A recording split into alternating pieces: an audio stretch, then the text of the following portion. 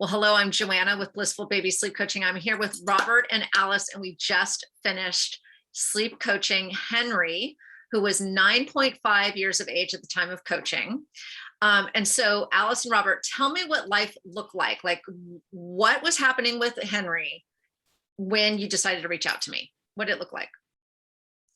Well, at the time, Henry was not sleeping through the night, maybe a few pop-ups, but, those were some difficult pop-ups. Like he would not go back to sleep no matter how much we tried, or it would take a very long time. I remember 1 hour alone just at bedtime of rocking. That was after two previous attempts at sleep training with a different coach. And just those falling apart, as in, we were expecting it would work out in a week or two or whatever they normally say, and it just wasn't working, and we were desperate for a solution. So I remember mom, Alice, telling me like, oh yeah, it would take her sometimes up to an hour to rock at night. And then baby boy Henry was waking 3 to 4 times a night to nurse. Yeah. And you and Alice is a working mom, and she was utterly exhausted. What else was happening with you, Mom? Yeah. So I was nursing him on demand, and he would need to be nursed to fall into sleep. If he didn't fall asleep nursing, he would need to be rocked, walked around, like shaken up and down, like a very heavy sack of potatoes for at least 30 to 40 minutes. We put him down. He'd wake up like on the clock 30 minutes right after. Need to go through the whole process over and over again. And there was no one else at home who can help put him to sleep besides me. Yep. And I had to handle all the night wakings. I think the worst part of it was that it wasn't a repeated pattern. It was like a random roll of the die for when he would wake up, how long he would wake up for. And for the early morning risings, he would not get back to sleep near when we sought your help until he was like in my arms in our bed, which was really dangerous at 9.5 months. He wasn't supposed to be co-sleeping with us, but he would just not stay put in his crib. Right. So in other words, you kind of became like kind of what we call reactive co-sleeping. It wasn't by design with a safe sleeping environment and your intention, because you were already room sharing. So he was already, you guys were already keeping him close and he just wouldn't sleep. And so the only thing you could do is like bring him to the bed, because you're like, at least we can try to maybe snooze together. Yeah. Tell me a little bit more about your kind of mental wellness during that time when you were again, Henry created the situation around, he only wanted Alice to do everything. So Robert was like ready, available, interested in helping. And Henry was like, no, thank you, only mom. And it was just exhausting. So what was happening to you kind of emotionally, Mom? Yeah, I was dealing with a lot of stress and anxiety being a working mom and having taken my maternity leave. I think it was to the point where I was actually working at night because Henry was up. So every time he'd pop up, I would check email, I would check Slack, and like get sucked right into work, dealing with, part of my work is working with people who are overseas. So like a different time zone, not only having to double work, but I would also, because I wasn't getting consolidated sleep, I would try to nap from like 6 a.m. to 8 a.m. in the morning. So my day at work would kind of start late. But the worst part was that I was just like not feeling rested at all. And so I was short-tempered and easily triggered all the time, which created a lot of stress and tension at home that we didn't really realize came from this like disrupted sleep that I was having.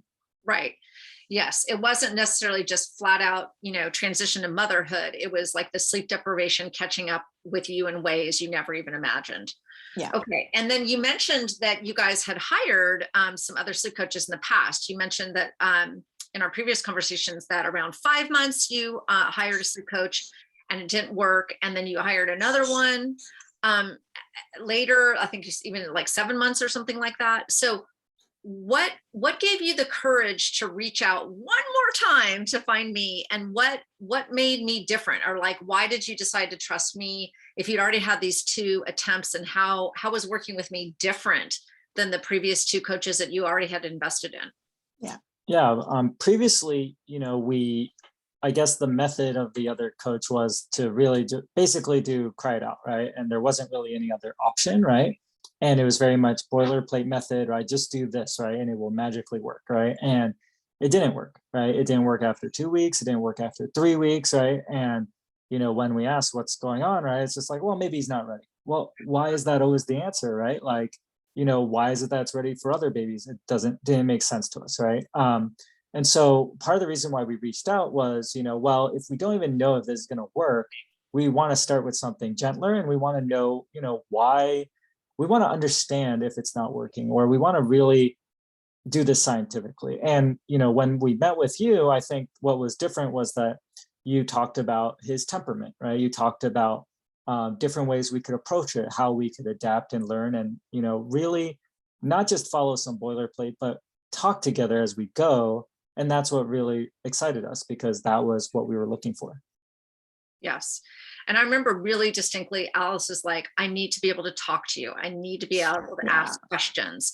I want to be able to send you an email and get a response. I want to work at the pace that I feel comfortable with, because I'm trying to, I'm going to be going back to the office, and I've got to like transition him into the new caretaker. And so there was a lot of things that you guys had going on in your, not only just trying to help Henry sleep better, but within the context of your professional work lives, there was a lot we had to kind of be working around so that the sleep plan was successful and that it would stick. Mm-hmm. Yeah. Okay. Yeah.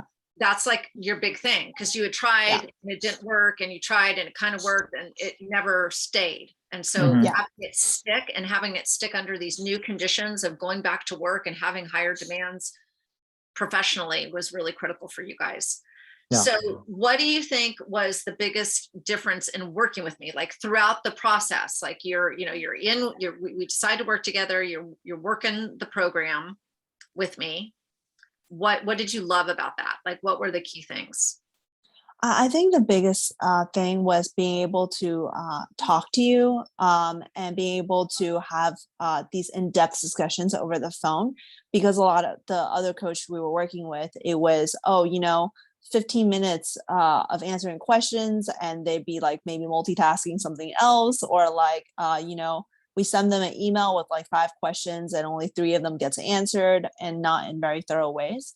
I think having the feedback and being able to iterate in person is really what's really important, to figure out, the tiny details we can tweak to really minimize his crying and fussiness, which I think it's going to come with every baby, but every parent, it's just really hurtful to face that in real life. Right. And remember, you guys, Alice was already feeling really, really triggered by tears, because she'd kind of gone through sleep coaching twice before. And she was also sleep deprived. So her tear sensitivity was really high, and that we had to work at a pace that was really going to be comfortable for Alice, and to know that for her to feel that her baby boy was safe, that this was not going to interrupt the parent-child bond, that this was not going to interrupt the nursing relationship that she had worked so hard to establish, while simultaneously building the bond with dad, with baby Henry, because baby Henry kind of was so mom preference that we needed to kind of, shift the way, right? And so would you say now, Dad, that it's like equal, like no matter who puts him down, when, where, how, like it's like he's like, okay. Well, right now, I mean, probably that'd be the case. Right now, he's, we kind of, part of his routine is being nursed by mom, right? So that's still an integral part of that, right? And mom currently does the check-ins, but because that's only needed for the nap time and start of night, right? It's a lot less burdensome. Yeah. And I'm pretty sure that we could swap out anytime if we wanted to, because I did it at first, and he's just looking for confirmation that we're there and that we're listening. It's like, okay, fine, I'll go to sleep. Yeah. Right. So just so everyone knows, Henry is sleeping 11 hours a night. He does a bedtime feed. He goes to sleep by 7:30. He falls asleep independently in his own room, super happy, sleeps all night long. We were able to comfortably, gently wean down the 3 to 4 nursings. We worked her sleep plan and her nursing plan were integrated. So we worked at the pace that was right for her and her breasts and her nursing relationship. And now he is taking 2 naps that are at dependable times, so that they can manage their work from home schedule. So now that he's sleeping and now you have this reliability, which is what you'd always been yearning for, what is different for you now? Like, Mom, tell me about your well-being. Yeah, I'm definitely much happier. I think I'm definitely less triggered and I'm getting consolidated sleep myself, which was really, really important, that I wasn't getting before. And I think I feel, less guilt as a working mom because I'm able to get more time back at night to Yep. catch up on things I need to do at work. Awesome. And how about you, Robert? How is life different for you now that he's reliably sleeping? Yeah. Just being able to not spend so much time holding him for naps during the day or dealing with the rocking. That alone used to take 2 hours plus in a single day, right? And getting that time back, I think, has been just invaluable for us because we don't feel like we're falling behind on chores or our life or work or anything, and we feel like we can survive.